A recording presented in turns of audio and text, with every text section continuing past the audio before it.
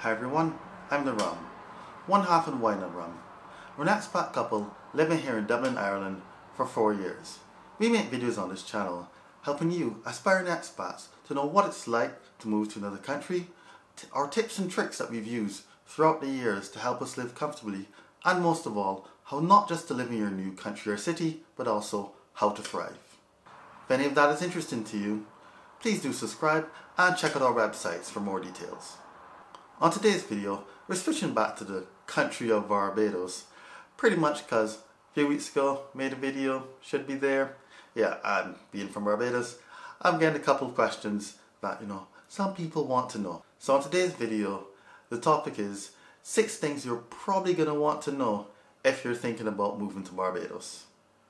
Question number 1 is Barbados expensive? And the answer is, yeah, fairly is. But what exactly is expensive about it? I think when you're thinking about expensive, you got your few things to think about. That's your food, your accommodation, and your transport.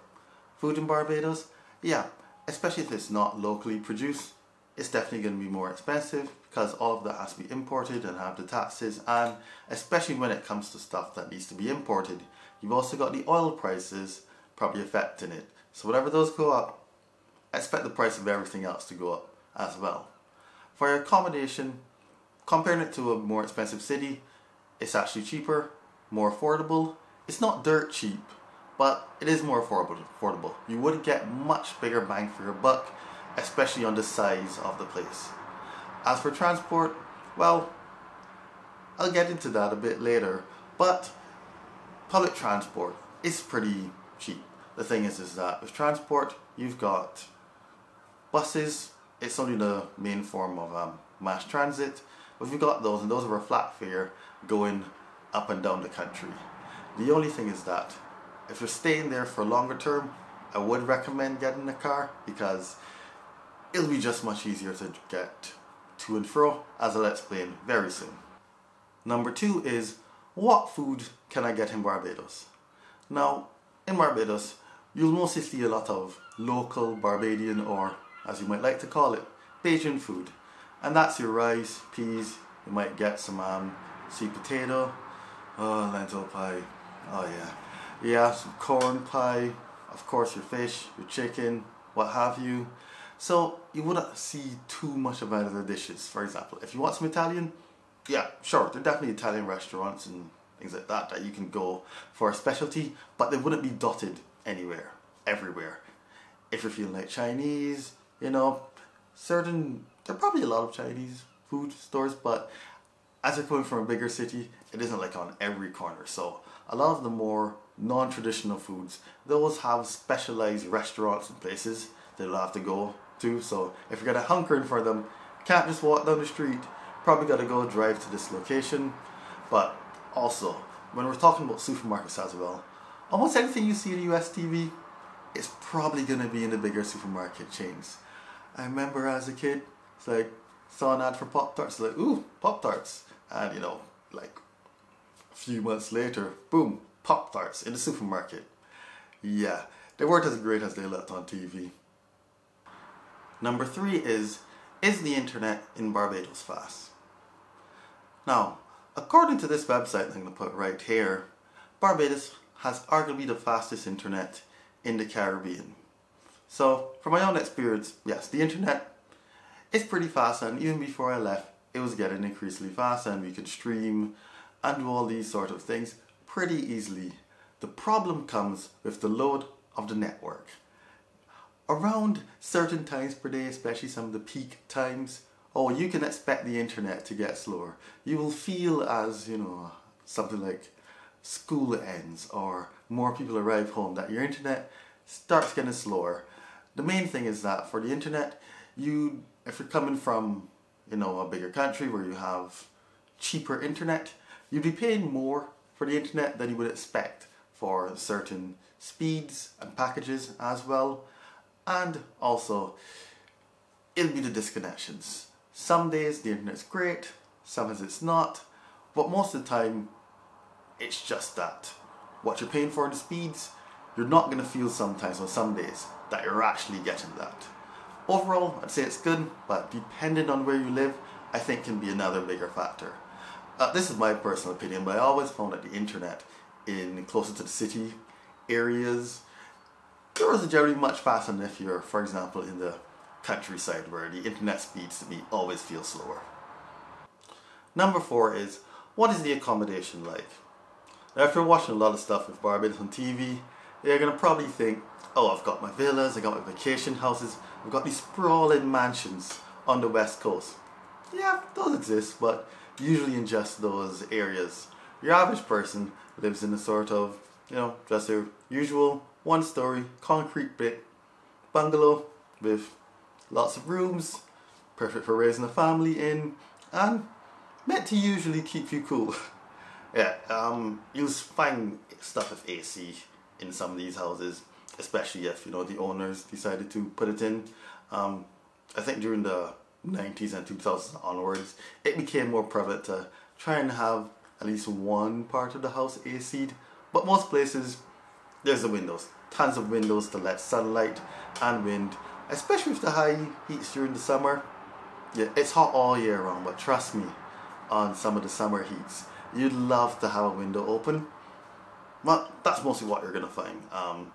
Of course, the traditional stuff like challah houses, if there's a cool Airbnb, maybe you might find one to live in, but yeah. But no, it's usually going to be a usual brick house, so you've got no worries there. And, they also should be up to hurricane code if they're not too old. Right, hurricane code, I just realized. Does everyone know what that is? Basically, it's, some of these building recommendations to help houses withstand, your certain categories of hurricane. Yeah, I don't know what category it is that the houses in Barbados, most of the newer ones, should be built to. If I do find out, it'll appear right there. Question number 5. Will I need a car? Now, this is continuing from what I was talking about earlier. As I was saying, one of the main forms of mass transit in Barbados is the bus system, which, crisscrosses across the entire island. There's only one challenge. Besides a nice, fairly cheap, depending on who you're asking, especially coming from a more expensive currency with the exchange rate, pretty cheap. The problem is that a lot of the bus system, it goes back to Bridgetown as a hub. Say for example, I'm at location A and trying to get location B by car, that'd be 10 minutes. But because the bus system doesn't run around that route, you'd have to go all the way down to Bridgetown and then catch a bus back up to that, place B where you want to get to. That can easily add 30 minutes to an hour onto your time. So because of that convenience, most people, when they're able to afford a car, if they can afford a car, try to get the car because A, you get to go and leave as you come without worrying about if the bus is late or, if it's packed and you need to watch it drive by you, you can just jump in your car and get somewhere in the least amount of time. Because of that, there are a lot of cars. If you go driving in Barbados around the peak times and you bust upon those traffic jams, you know exactly what I mean.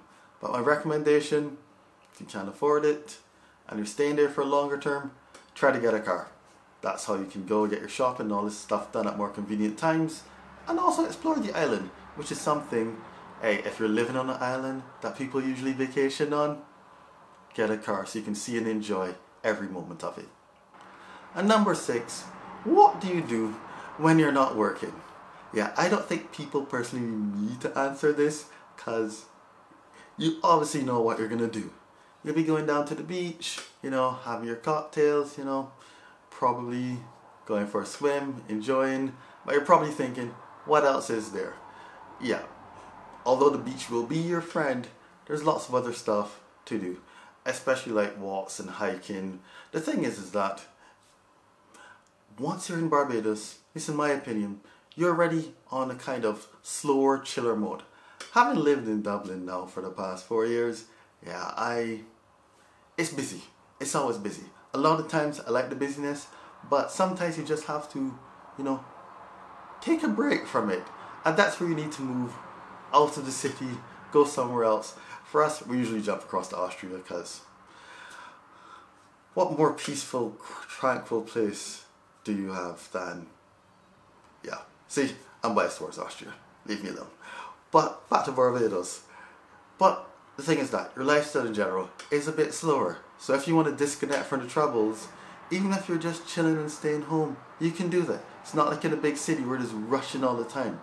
All you need to do is to be in your little paradise, and that's a cool thing you can do. But there's lots of other stuff happening, especially if you go to places like the Scotland district and the more rugged parts of the country. And there's all sorts of walks and treks, and even stuff like off-road biking. I've seen some people doing, I don't know, not the motorcycle type, like the, you know, cycling. That's what we call it. Yeah, so lots of stuff like that too. And you know, it's changing by the week, the day, new things to get to experience, because it's a tourist island, so, and it's also small. So we're always trying to find new ways to entertain ourselves. And those were just, you know, 6 answers to questions you may have before thinking about moving to Barbados. Of course, on this channel, we more majorly talk about Ireland, so if you're also interested in some Ireland stuff, sure, check that out. And remember, not all the videos are just country specific. A lot of these things that we talk about can be used for even if you're moving to a different city or a different country. So go, take a look. Look for the categories in some of the playlists. Might find something interesting. And for those of you interested in finding out more stuff about Ireland, visit our website. We also have some links there to our course and description. And just generally thank you for watching. So until the next time, see you later. Spade up.